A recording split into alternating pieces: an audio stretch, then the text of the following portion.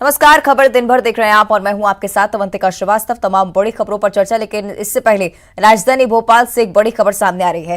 राजधानी में सरेराह मर्डर हुआ है। इतवारा पुलिस सहायता केंद्र के पास युवक की हत्या की गई है। मौके पर क्राइम ब्रांच की टीम भी पहुंच चुकी है। तलैया थाना क्षेत्र की घटना है। भोपाल से जानकारी सामने आ रही है। राजधानी में सरेराह मर्डर की वारदात, मौके पर अफरा तफरी का माहौल, कोई सुदूर इलाका नहीं। इतवारा पुलिस सहायता केंद्र के पास युवक की हत्या को अंजाम दिया गया।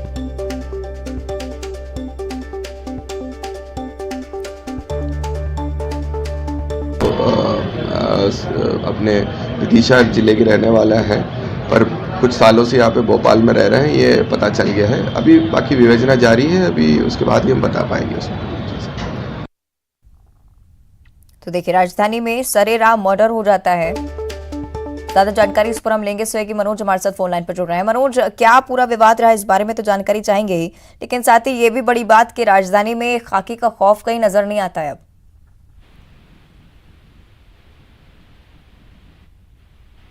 मनोज, मेरी आवाज पहुंच रही है आप तक? चलिए, कोशिश करेंगे दोबारा संपर्क करें मनोज से। लेकिन निश्चित तौर पर राजधानी की एक घटना दिल दहला देने वाली है। सरेराह मर्डर की वारदात को अंजाम दिया जाता है। इतवारा पुलिस सहायता केंद्र पास में ही मौजूद था, लेकिन इसके बावजूद युवक की हत्या में बदमाश जरा भी बेखौफ नजर नहीं आते हैं। मौके पर क्राइम ब्रांच की टीम पहुंच गई है। तफ्तीश मामले की शुरू हो चुकी है। तलैया थाना क्षेत्र की घटना आपको बता रहे हैं।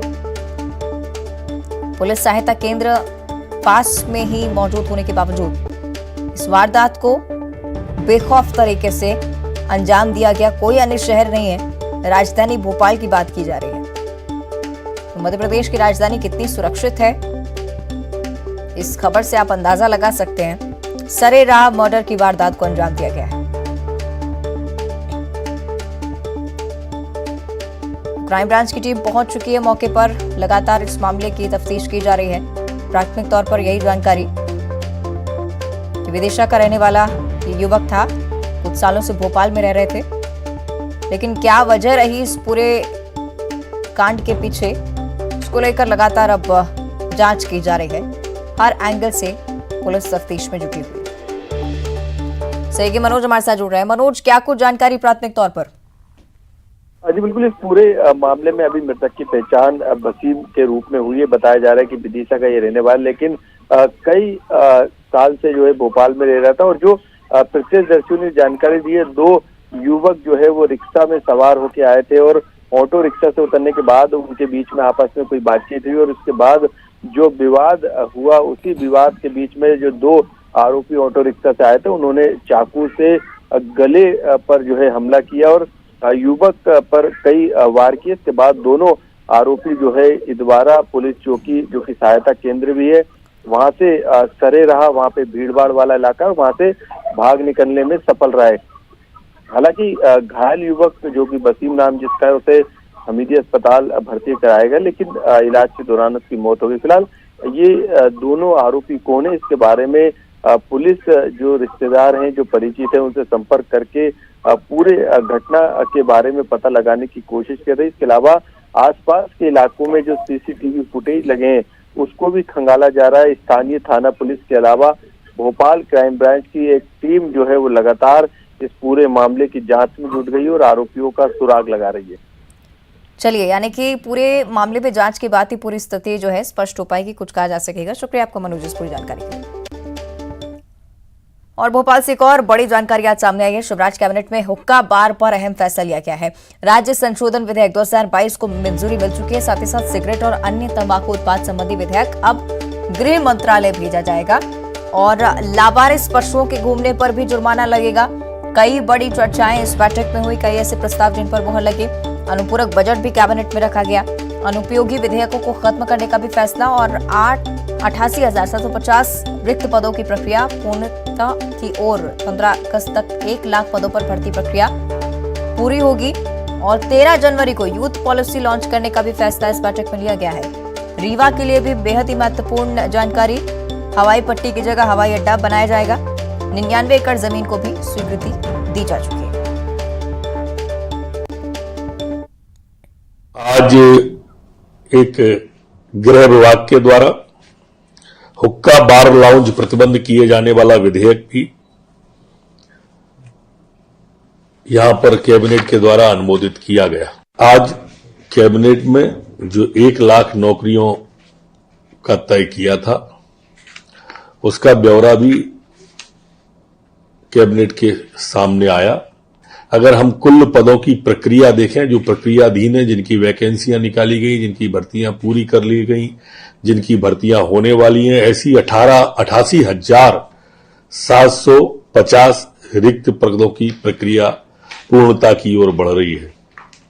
15 अगस्त तक हम सभी शासकीय की सेवा में रोजगार देने से संबंधित इस 1 लाख भर्ती की प्रक्रिया को पूर्ण करेंगे। युवाओं के लिए 13 जनवरी को हमारी यूथ पॉलिसी आने वाली है और इसके लिए भी आज मुख्यमंत्री जी ने युवाओं के कार्यक्रमों के बारे में विस्तार से, कॉलेजों में बॉक्स लगाने के लिए जिससे युवा सीधी भागीदारी कर सकें, युवा पॉलिसी में अपने सुझाव देने के लिए, स्पोर्ट के लिए क्या करना है ये भी सुझाव हमारे युवाओं के आ जाएंगे। रोजगार के क्षेत्र में युवा क्या सोचते हैं, क्या कहते हैं, ये सारे सुझाव हमारे आ जाएंगे और 13 जनवरी को माननीय मुख्यमंत्री जी यूथ पॉलिसी को जारी करेंगे।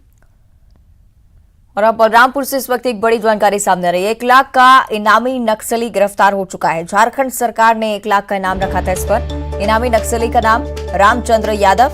इनामी नक्सली के साथ उसका सहयोगी भी गिरफ्तार हुआ है।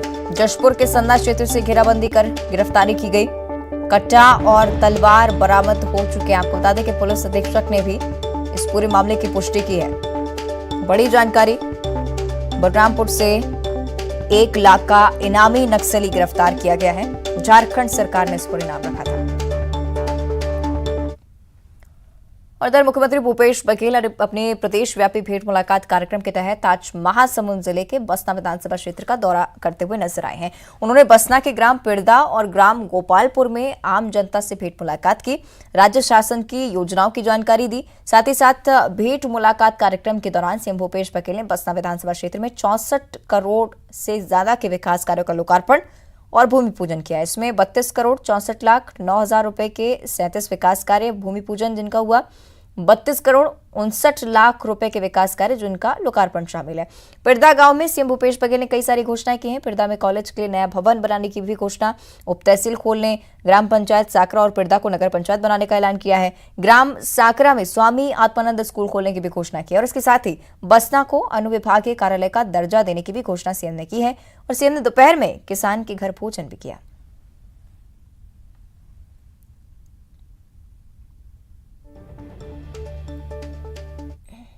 दोपहर के सबसे पहले शासकीय उच्चतर माध्यमिक विद्यालय गोपालपुर के भवन का उन्नयन कराया जाएगा।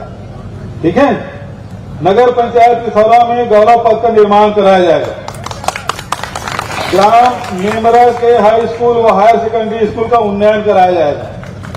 अभी वो सरपंच कहा थे बिल्डिंग, स्कूल बिल्डिंग 1928 वाला ओकर भी नवा बिल्डिंग बनाया जाएगी।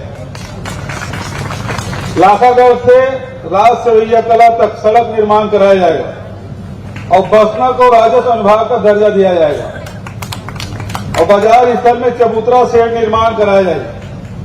और विधायक जी तो बड़े मांग करे, देवगांव जलाशय में नहर जीर्णोद्धार और नहर लाइनिंग के कार्य एकरो घोषणा करा था और बाघ नदी पर एनीकट निर्माण के मांग करे ओकरो घोषणा करा था। ठीक है, बहुत बहुत बता। उधर छत्तीसगढ़ के आबकारी मंत्री कवासी लखमा का एक वीडियो खूब वायरल हो रहा है जिसमें बच्चों को संबोधित कर रहे हैं।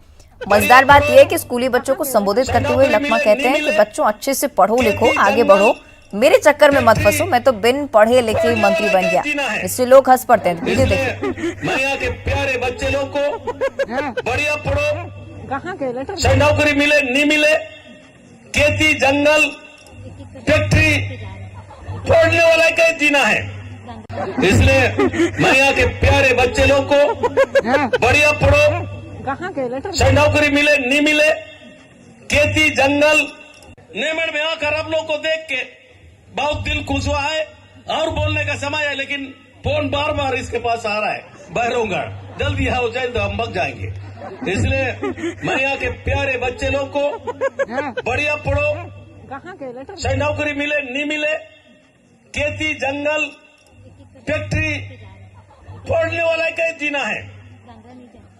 इसलिए मैं यहाँ के प्यारे बच्चे लोग को बढ़िया पढ़ो। और मनेंद्रगढ़ शहर में भरतपुर सोनहत विधानसभा क्षेत्र से कांग्रेस विधायक गुलाब कमरो स्कूटी चलाते हुए नजर आए हैं। विधायक स्कूटी चलाकर दिव्यांग स्कूल पहुंचे। बच्चों से बात कर उनकी समस्याओं को भी उन्होंने जाना।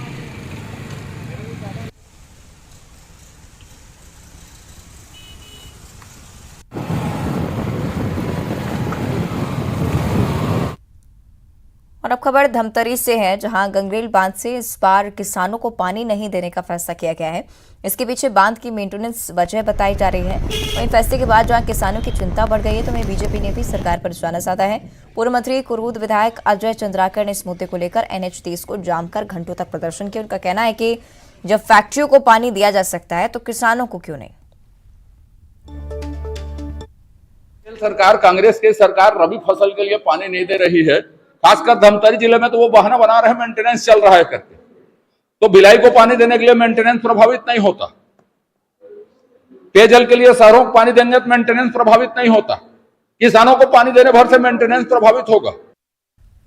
और अंबिकापुर से एक और बड़ी खबर आज सामने आई है। 6 बच्चों की मौत के मामले में बड़ी कार्रवाई की गई है। स्वास्थ्य विभाग ने कार्रवाई करते हुए 2 डॉक्टर्स और मेडिकल कॉलेज के अधीक्षक को निलंबित कर दिया है। डॉक्टर कमलेश प्रसाद विश्वकर्मा निलंबित हो चुके हैं। डॉक्टर मंजू एक्का का नाम भी शामिल है।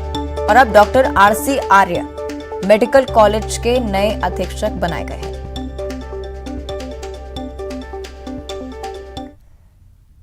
और भिलाई पावर हाउस स्थित लैंडमार्क लॉज संचालक को नाबालिगों को कमरा देना काफी महंगा पड़ गया। 1 महीने से लॉज में रुके स्थानीय नाबालिगों को कमरा देने के मामले में लॉज के केयर टेकर को छावनी पुलिस ने गिरफ्तार कर लिया है। जिन नाबालिगों को लॉज में कमरा देने के मामले में लॉज संचालक पर कार्रवाई हुई, उनमें से एक के खिलाफ नाबालिग लड़की के अपहरण का मामला छावनी थाने में दर्ज है। और आज रूटीन चेकिंग के दौरान जब पुलिस लॉज पहुंची तो मामले का खुलासा हुआ। लॉज से चंद कमरों की दूरी पर ही नाबालिगों के स्थानीय पते को देखते हुए भी लॉज संचालक ने इसकी जानकारी ना ही नाबालिगों के परिजनों को दी है, न ही पुलिस को सूचित किया।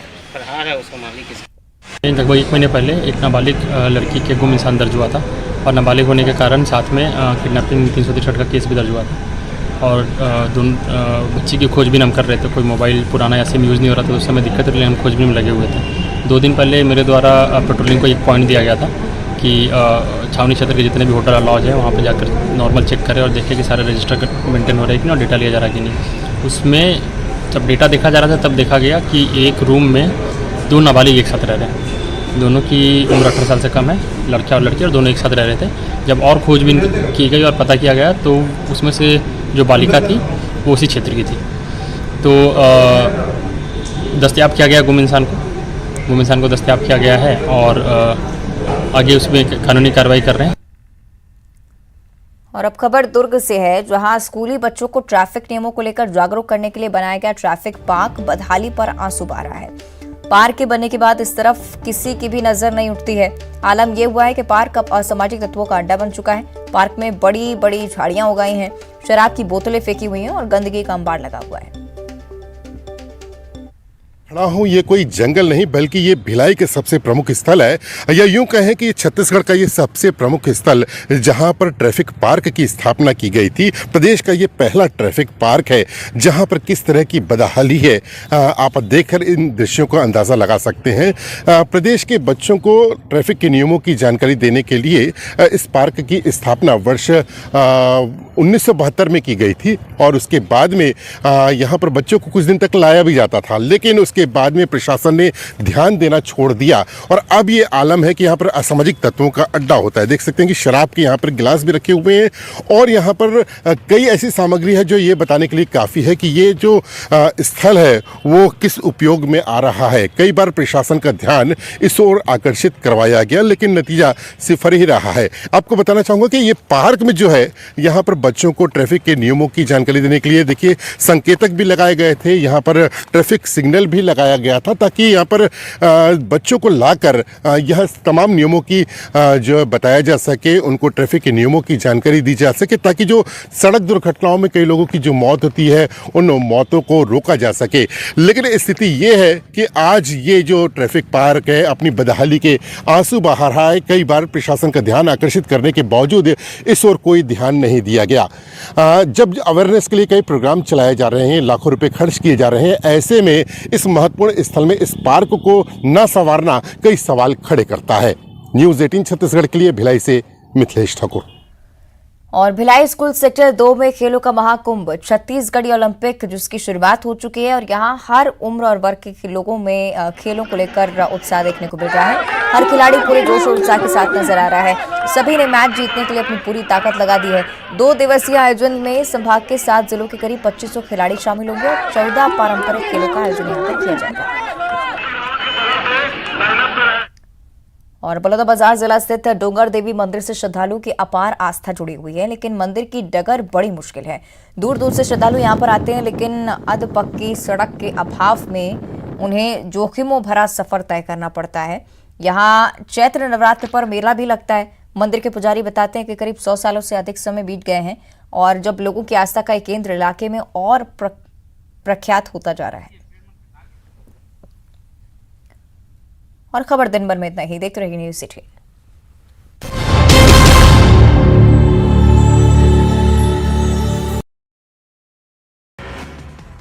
जगदलपुर दिल्ली के बीच जल्द शुरू होगी सीधी उड़ान। जिला प्रशासन और विमानन विभाग के बीच हो रही बातचीत। कई विमान कंपनियों ने दिखाई दिलचस्पी।